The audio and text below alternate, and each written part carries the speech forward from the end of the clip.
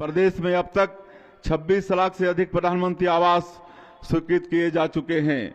लोगों को आवास उपलब्ध कराने का यह काम हम मिशन मोड पर कर रहे हैं। मुझे आपको यह बताते हुए बहुत खुशी हो रही है कि हर दिन लगभग 2000 आवास प्रदेश में बनाए जा रहे हैं। यह गति पूरे देश में सबसे अधिक है। आप सभी छत्तीसगढ़ में हो रही आवास क्रांति के गवाह हैं। खप्पर वाली छतें अब बीते दिनों की बात हो गई। अब हर घर पक्का और बुनियादी सुविधा से युक्त है, जहां जल जीवन मिशन से शुद्ध जल मिल रहा है।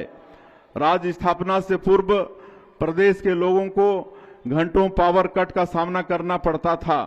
विद्युत उत्पादन के मामले में हम देश में अभी दूसरे नंबर पर हैं और पहले नंबर की ओर तेजी से अग्रसर हैं। आज प्रदेश के बीपीएल परिवारों को एकल बत्ती योजना के तहत निःशुल्क बिजली तथा शेष परिवारों को 24 घंटे रियायती दरों पर बिजली मिल रही है। एनर्जी सेक्टर में हम विकसित भारत और विकसित छत्तीसगढ़ की जरूरतों के अनुरूप कार्य कर रहे हैं। इसी क्रम में प्रधानमंत्री जी ने सीपत में 9,790 करोड़ रुपए के सुपर थर्मल पावर प्रोजेक्ट की आधारशिला रखी है।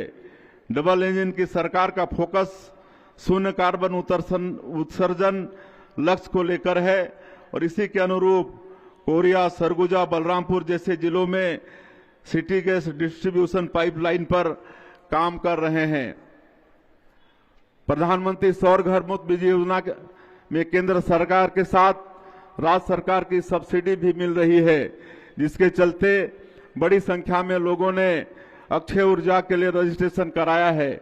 हमने गेल से भी एमओयू किया है, जिसके तहत गैस आधारित उर्वरक परियोजना मुख्य रूप से 12.7 लाख मीट्रिक टन प्रतिवर्ष क्षमता वाले यूरिया उत्पादन प्लांट पर केंद्रित है।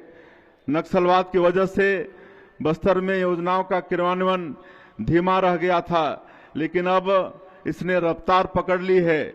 नक्सलवाद ने लोगों को बेघर किया।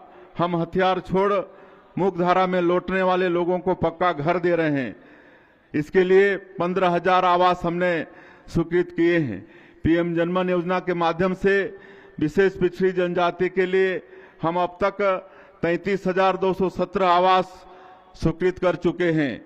हमने छत्तीसगढ़ महतारी को संवारने का संकल्प लिया है। छत्तीसगढ़ महतारी को गढ़ने में, संवारने में सबसे ज्यादा भूमिका हमारी माता बहनों की है। मुझे खुशी है कि महिलाओं के सम्मान का पूरा ध्यान रखते हुए हमारी सरकार महतारी बंधन योजना के माध्यम से करीब 70 लाख महिलाओं को प्रति माह 1,000 रुपये की सम्मान राशि प्रदान कर रही है। अब तक 23 किस्तों में 14,948 करोड़ रुपए की राशि माता बहनों के खाता में भेज चुके हैं। प्रधानमंत्री जी ने अगले 10 सालों में देश को मैकाले की मानसिकता से पूरी तरह से मुक्त करने का लक्ष्य रखा है। भारत एक समय विश्व गुरु रहा, लेकिन मैकाले की मानसिकता ने समाज पर ऐसा असर डाला कि लोग हर विचार को पश्चिमी नजरिए से देखने लगे और अपनी भारतीय संस्कृति के आदर्शों को भूलते गए। इस मानसिकता को भारतीय मूल्यों से युक्त शिक्षा से बदला जा सकता है। जब हमने सरकार का कामकाज संभाला तो हमारे सामने एक बड़ी चुनौती शिक्षा को लेकर ही थी। यह 2 कारणों से थी। पहला तो जो ऑनलाइन क्लासेस हुई उनसे बच्चों को काफी लर्निंग लॉस हुआ। बच्चों को पढ़ने लिखने और गणित की सामान्य क्रियाएं करने में भी परेशानी होती थी। इस लर्निंग लॉस को ठीक करना बड़ी चुनौती थी। इस पर हमने विशेष रूप से मेहनत की। दूसरी इससे भी बड़ी समस्या दूरस्थ एवं ग्रामीण क्षेत्रों में शिक्षकों की कमी की थी। 453 ऐसे स्कूल थे जहां एक भी शिक्षक नहीं थे और 1428 स्कूल केवल एक शिक्षक के भरोसे चल रहे थे, जबकि राष्ट्रीय छात्र शिक्षक अनुपात की तुलना में हमारे प्रदेश में इसका अनुपात बहुत ही अच्छा है। हमने युक्तियुक्तकरण के माध्यम से शहरों के अतिशय शिक्षकों कि ग्रामीण क्षेत्रों में पदस्थापना की और इस तरह से यह समस्या दूर हुई। अब जब मैं ग्रामीण क्षेत्रों में जाता हूं, लोग बहुत खुशी से बताते हैं कि उनके स्कूल में शिक्षक पहुंच गए हैं, स्कूल में बढ़िया पढ़ाई हो रही है। राष्ट्रीय शिक्षा नीति लागू होने के बाद बच्चे स्थानीय भाषाओं में पढ़ रहे हैं, इससे उन्हें सीखने में काफी आसानी हो रही है। हमने स्कूलों में IT आधारित मॉनिटरिंग को विद्या समीक्षा केंद्र के माध्यम से लागू किया है। हम राज्य में 9,000 स्मार्ट क्लास आरंभ करने जा रहे हैं और 22,000 कंप्यूटर लगवाएंगे। हाल ही में राष्ट्रीय स्तर पर परख सर्वेक्षण हुआ। सर्वेक्षण में राज्य की स्थिति बेहतर हुई है। इसका श्रेय मैं सभी शिक्षकों को देना चाहूंगा। उच्च शिक्षा में भी हमने राष्ट्रीय शिक्षा नीति को लागू किया है। पिछले महीने हमने कबीरधाम में मेडिकल कॉलेज भवन के निर्माण का कार्य शुभारंभ किया है। मुझे लगता है कि छत्तीसगढ़ की रजय जयंती यात्रा को समझना है तो यहाँ मेडिकल शिक्षा के विकास को समझना होगा। पहले यहाँ रायपुर में ही मेडिकल कॉलेज था, अब प्रदेश में 15 मेडिकल कॉलेज स्वीकृत हो चुके हैं। हमारी सरकार ने बिलासपुर में मल्टी सुपर स्पेशलिटी हॉस्पिटल के माध्यम से स्वास्थ्य सुविधाओं को सुदृढ़ किया है। इसके साथ ही कोनी में शासकीय फिजियोथेरेपी कॉलेज के लिए भूमि का चिन्हांकन भी कर लिया गया है। हमने MBBS की पढ़ाई हिंदी में कराने की व्यवस्था आरंभ की है। IIT की तर्ज पर हम राज्य के जसपुर, बस्तर, कबीरधाम, रायपुर और रायगढ़ में प्रौद्योगिकी संस्थाओं का निर्माण करने जा रहे हैं। हमारी युवा आबादी हमारे लिए बड़ी संभावना है। हम राष्ट्रीय स्तर की संस्थाओं को प्रदेश में ला रहे हैं। नवा रायपुर को हम एडू सिटी के रूप में विकसित कर रहे हैं। हम निफ्ट, नाइलिट और फोरेंसिक यूनिवर्सिटी जैसे संस्थान यहां आरंभ कर रहे हैं। युवाओं को पढ़ने लिखने की बेहतर जगह मिल पाए, इसके लिए हम रायपुर के नालंदा परिसर की तर्ज पर 34 नगरीय निकायों में अत्याधुनिक लाइब्रेरी बना रहे हैं। युवाओं के स्किल ट्रेनिंग से लेकर नए जमाने के कोर्सेस आदि की सुविधा देने के लिए सरकार हर संभव प्रयास कर रही है। 160 ITI को हमने 484 करोड़ रुपए की लागत से मॉडल ITI के रूप में उन्नयन किया है। हम पैन IIT संस्था के माध्यम से भी स्किल अपग्रेडेशन के लिए काम कर रहे हैं। नई स्टार्टअप नीति के माध्यम से हमने 50,000 विद्यार्थियों को स्टार्टअप से जोड़ने का लक्ष्य रखा है। हमारे देश ने वर्ष 2036 में ओलंपिक खेलों के लिए दावेदारी की है। देश में खेल अधोसंरचना को मजबूत करने एवं खेलों का शानदार माहौल तैयार करने यह कदम उठाया गया है। ओलंपिक खेलों में छत्तीसगढ़ के खिलाड़ी भी अंतर्राष्ट्रीय स्तर पर अपनी प्रतिभा का प्रदर्शन करें, इसके लिए हम खेल अधोसंरचना को बेहतर बनाने का काम मिशन मोड पर कर रहे हैं। नया रायपुर के सेक्टर 28 में स्पोर्ट्स कॉम्प्लेक्स के लिए 85 करोड़ रुपए का बजट प्रावधान किया गया है। हमारा राज्य जनजातीय बाहुल्य है। तीरंदाजी की कला हमारे जनजातीय क्षेत्र की पहचान रही है। इसे निखारने के लिए हमने राष्ट्रीय आर्चरी एकेडमी की स्थापना हेतु नवा रायपुर में 13 एकड़ जमीन आवंटित की है। खिलाड़ियों को प्रोत्साहित करने हमने ओलंपिक खेलों में पदक विजेताओं के लिए विशेष धनराशि की घोषणा भी की है। खेल प्रतियोगिताएं कभी आसान जगहों में आयोजित नहीं होती। खेल सुकून के वातावरण में खेले जाते हैं। बस्तर में भी ऐसा ही सुकून लौट आया है। बस्तर ओलंपिक के आयोजन के माध्यम से हमने खेल के माध्यम से बस्तर की नई पहचान देश और दुनिया के सामने रखी है। पिछले वर्ष इन खेलों में 1,65,000 लोगों ने हिस्सा लिया था। इस बार 3,92,000 लोगों ने भाग लिया। इस साल हमें खेलो इंडिया ट्राइबल गेम्स की मेजबानी भी मिली है। प्रदेशों में खेलों का परिदृश्य उज्जवल है और हम इसकी बेहतर के लिए निरंतर काम कर रहे हैं। प्रदेश की नई औद्योगिक नीति युवा आबादी के लिए बड़े पैमाने पर रोजगार सृजन की उम्मीदें लेकर आई है। नई नीति के तहत हम सिंगल विंडो सिस्टम और ईज ऑफ डूइंग बिजनेस के तहत निवेश में अनुदान प्रावधान तथा अन्य आकर्षक सुविधाएं निवेशकों को प्रदान कर रहे हैं। नई नीति के तहत हमने मुंबई, दिल्ली, अहमदाबाद और बंगलुरु जैसे महानगरों के साथ ही जापान एवं दक्षिण कोरिया में भी निवेश सम्मेलन किए। जापान में आयोजित होने वाला ओसाका वर्ल्ड एक्सपो उद्यमों के लिए दुनिया के सबसे महत्वपूर्ण आयोजनों में से है। यहां हमने छत्तीसगढ़ की विशेषताओं को दिखाते हुए पवेलियन लगाया और नई औद्योगिक नीति तथा छत्तीसगढ़ की निवेश संभावनाओं के बारे में जानकारी दी। हमने यह सारी जानकारी जापानी भाषा में दी। यह उनके लिए अनूठा अनुभव था। दोनों ही देशों के निवेशकों ने छत्तीसगढ़ में निवेश करने पर रुचि दिखाई है। देश दुनिया से अब तक हमें 7,83,000 करोड़ रुपए के निवेश प्रस्ताव प्राप्त हो चुके हैं। इन पर तेजी से काम किया जा रहा है। हमने स्टेट कैपिटल रीजन का निर्माण किया है और इसके तेज विकास के लिए प्राधिकरण का गठन किया है। व्यवस्थित विकास और फ्यूचर प्लानिंग के चलते यह रीजन देश के सबसे तेजी से बढ़ते औद्योगिक केंद्र तथा ईज ऑफ लिविंग के मामले में देश के अग्रणी शहरों में होगा। यहां हम ग्लोबल कैपेबिलिटी सेंटर स्थापित करने पर भी काम कर रहे हैं ताकि दुनिया भर की बहुराष्ट्रीय कंपनियां यहां से अपना कार्य कर सकें। भविष्य एआई का है। ऊर्जा की अपार उपलब्धता के चलते एआई से जुड़े उपकरणों की धुरी छत्तीसगढ़ से संचालित होंगी। हमने अटल नगर नवा रायपुर में एआई डाटा सेंटर पार्क आरंभ किया है। इसकी लोकेशन भी इसको महत्वपूर्ण बनाती है।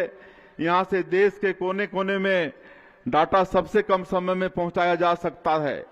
सेमीकंडक्टर यूनिट पर काम शुरू हो गया है। आईटी हब के साथ ही नवा रायपुर फार्मा हब के रूप में भी उभर रहा है। मेडिसिटी की पूरी तरह विकसित होने पर नवा रायपुर देश के सबसे महत्वपूर्ण मेडिकल हब में से एक होगा। छत्तीसगढ़ देश का दूसरा ऐसा राज्य है जहां जन विश्वास विधेयक लाकर हमने अनेक प्रावधानों को अपराध मुक्त कर दिया है। इससे उद्यमियों और कारोबारियों में उत्साह का माहौल है। नक्सलवाद के दंश ने बस्तर के विकास में काफी बाधा पहुंचाई। अब हमारे सामने बड़ी चुनौती यह है कि मिशन मोड पर विकास कार्य कर बस्तर को विकास की मुख्यधारा में शामिल किया जाए। हमने इसके लिए पूर्व में गंभीर रूप से नक्सल प्रभावित रहे गांवों में नियत नेला नार योजना शुरू की है। 69 सुरक्षा कैंपों के 10 किलोमीटर के दायरे में आने वाले 403 गांवों में इस योजना के तहत शासन के 17 विभागों की भागीदारी से 53 हितग्राही मूलक योजनाओं और 28 सामुदायिक सुविधाओं का क्रियान्वयन किया जा रहा है। जब पहली बार महतारी बंधन योजना के लिए सर्वे हुआ तो गंभीर नक्सल प्रभावित होने की वजह से इन इलाकों की महिलाओं को इस योजनाओं का लाभ नहीं मिल सका था। हमने इस योजना के तहत पुनः सर्वे किया है। अब इन गांवों की माता बहनों को भी इस योजनाओं का लाभ मिल रहा है। बस्तर में अधोसंरचना विकास के लिए जो मेहनत डबल इंजन की सरकार ने की है वैसी मेहनत कभी नहीं हुई। विशाखापट्टनम में गूगल द्वारा $15 बिलियन की लागत से एशिया का सबसे बड़ा डाटा सेंटर हब बनाया जा रहा है। विशाखापट्टनम से छत्तीसगढ़ एक्सप्रेसवे के माध्यम से जुड़ रहा है। यह एक्सप्रेसवे छत्तीसगढ़ की समृद्ध रेखा बनेगा और पोर्ट सिटी के माध्यम से छत्तीसगढ़ के उत्पादों को दुनिया भर में पहुंचाने में मदद करेगा। इंद्रावती और महानदी को जोड़े जाने की पहल बस्तर के विकास में महत्वपूर्ण भूमिका निभाएगी। बस्तर और सरगुजा के अंदरूनी इलाकों में सड़कें बनाने के साथ ही यहां लोगों को पब्लिक ट्रांसपोर्ट उपलब्ध कराने के लिए हमने मुख्यमंत्री बस सेवा योजना आरंभ की। इसका संचालन स्थानीय लोग ही कर रहे हैं। इससे लोगों के समय की काफी बचत हो रही है और शिक्षा स्वास्थ्य जैसी सुविधाओं तक पहुंच आसान हो गई है। हमारे प्रयासों से धरती के स्वर्ग बस्तर में पर्यटक लौट रहे हैं। इस साल नए वर्ष में एशिया का नियाग्रा कहा जाने वाला चित्रकूट जलप्रपात पर्यटकों की संख्या में आए उफान का गवाह भी रहा है। बस्तर की प्राकृतिक सुंदरता और इसकी अद्भुत जनजातीय संस्कृति को देश दुनिया को दिखाने हमने इस वर्ष भी बस्तर पंडुम का आयोजन किया है। स्वदेश दर्शन योजना के तहत हमने कवर्धा में भोरमदेव को शामिल किया और अब यहाँ काशी विश्वनाथ की तरह कॉरिडोर बनने का काम आरंभ हो गया है। हमें इस बात की हार्दिक खुशी है कि बिलासपुर जिले का कोपरा जलाशय छत्तीसगढ़ का पहला रामसर साइट घोषित किया गया है। इससे जैव विविधता को सहेजने में मदद मिलेगी। संस्कृत की श्रेष्ठ कविता मेघदूत की प्रेरणा कालिदास को सरगुजा से मिली। सरगुजा संभाग धरती के सबसे सुंदर हिस्सों में से है। यहाँ पर्यटन को प्रोत्साहित करने हम काम कर रहे हैं। छत्तीसगढ़ का शिमला कहा जाने वाला मैनपाट में भी पर्यटकों की संख्या बढ़ी है। नई औद्योगिक नीति में पर्यटन को उद्योग का दर्जा देने और होम स्टे में निवेश पर आकर्षक प्रावधान देने का बेहतर नतीजा सामने आ रहा है। जसपुर में सबसे बड़े प्राकृतिक शिवलिंग मधेश्वर महादेव के दर्शन के लिए भी बड़ी संख्या में श्रद्धालु पहुंच रहे हैं। जसपुर का मायालय भी स्वदेश दर्शन योजना में शामिल हो गया है। रेल, सड़क और हवाई सेवाओं के विस्तार का असर सरगुजा संभाग के तेज विकास में नजर आ रहा है। यहाँ निवेश पर किए गए आकर्षक प्रावधानों के चलते तेजी से आर्थिक निवेश हो रहा है। शिक्षा और स्वास्थ्य से जुड़ी अधोसंरचना को भी हम बेहतर कर रहे हैं। जसपुर में मेडिकल कॉलेज की स्थापना के लिए 359 करोड़ रुपए स्वीकृत किए गए हैं। इसके साथ ही यहाँ 220 बिस्तर वाले अत्याधुनिक अस्पताल के निर्माण के लिए भी 32 करोड़ रुपए की मंजूरी दी गई है। नगरीय निकायों की सुंदरता एवं यहाँ बुनियादी सुविधाओं को सुनिश्चित करने हम मिशन मोड में काम कर रहे हैं। इसके अच्छे नतीजे सामने आए हैं। स्वच्छता सर्वेक्षण में छत्तीसगढ़ के सभी शहरों ने अच्छा प्रदर्शन किया है। प्रधानमंत्री जी ने मन की बात कार्यक्रम में बिल्हा की स्वच्छता दीदियों की प्रशंसा भी की है। रायपुर को प्रॉमिसिंग स्वच्छ शहर का पुरस्कार मिला है और गार्बेज फ्री सिटीज की 7 स्टार रेटिंग मिली है। 3 लाख से 10 लाख की आबादी वाले शहरों की श्रेणी में बिलासपुर को दूसरा स्थान प्राप्त हुआ है। मुख्यमंत्री नगरोत्थान योजना के माध्यम से हम 525 करोड़ रुपए की लागत से सभी नगर निगमों में अधोसंरचना के बुनियादी महत्व के कार्य करा रहे हैं। पब्लिक ट्रांसपोर्ट को बढ़ावा देते हुए प्रधानमंत्री ई बस सेवा योजना के माध्यम से रायपुर में 100, दुर्ग भिलाई में 50, बिलासपुर में 50 तथा कोरबा में 40 ई बसों की स्वीकृति प्राप्त हुई है। अटल जी के जन्म शताब्दी को यादगार बनाने हम सभी नगरीय निकायों में अटल परिसर बना रहे हैं। अटल जी द्वारा दिखाए गए सुशासन की राह पर हम निरंतर चल रहे हैं। प्रशासनिक कार्यप्रणाली के हर स्तर पर सुशासन को अपनाया गया है। सुशासन की पहली शर्त है पारदर्शिता। इसे अपनाते हुए हमने डिजिटल गवर्नेंस को हर स्तर पर अपनाया है। ई ऑफिस के माध्यम से हमने सरकारी कामकाज में समय सीमा, गुणवत्ता और पारदर्शिता स्थापित की है। बायोमेट्रिक अटेंडेंस हमने सभी विभागों में लागू किया है। ठीक सुबह 10 बजे अपनी उपस्थिति बायोमेट्रिक अटेंडेंस के माध्यम से दर्ज करानी होती है। अधिकारी कर्मचारी तय सीमा पर अपनी जगह पर बैठ जाते हैं और कामकाज शुरू हो जाता है। हमने खरीदी में जेम पोर्टर को अपनाया है और इससे सरकारी खरीदी में होने वाले भ्रष्टाचार पर रोक लगी है। शासन प्रणाली में आए इन असाधारण बदलावों का असर राज्य की जीएसडीपी में नजर आ रहा है। जीएसडीपी वर्ष 2024-25 का अग्रिम अनुमान 3,29,752 करोड़ रुपए है, जो पिछले वर्ष की तुलना में 7.51% अधिक है। इसी प्रकार 2023-24 की तुलना में राज्य की प्रति व्यक्ति आय 9.37% बढ़कर 1,62,870 रुपये हो गई है। हमारी छत्तीसगढ़ी संस्कृति का संरक्षण और संवर्धन हमारे लिए सबसे अहम है। श्री राम लला हमारी सांस्कृतिक आस्था के केंद्र हैं।